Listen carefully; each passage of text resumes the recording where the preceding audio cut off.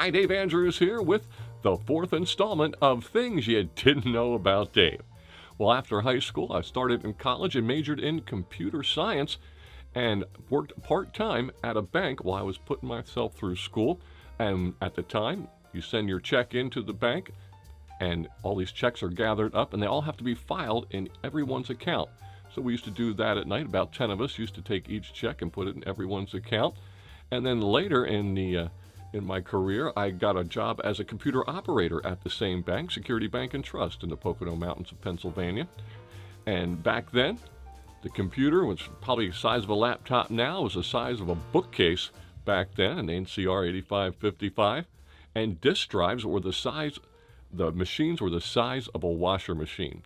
They were large round discs with 6 platters in them, and you used to have to put those in, close the washing machine lid, as we used to call it, and crank them up.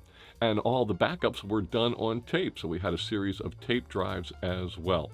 And to put all those checks I told you about in order, they had to go in order every night. We used to have to sort about 20,000 checks an evening in a 21-pocket sorter, which is about 15 feet long.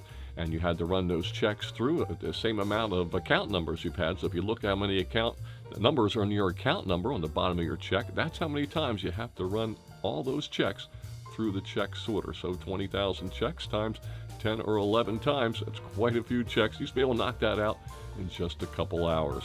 We used to have to print reports, do statements, and all kinds of things at the bank at night. And now you just push a button to run a program. Back then, we had punch cards to run our program. Each program was a series of cards with holes punched in them. You had to run it through a punch card reader to make your programs work. So that's another part and thing you didn't know about Dave.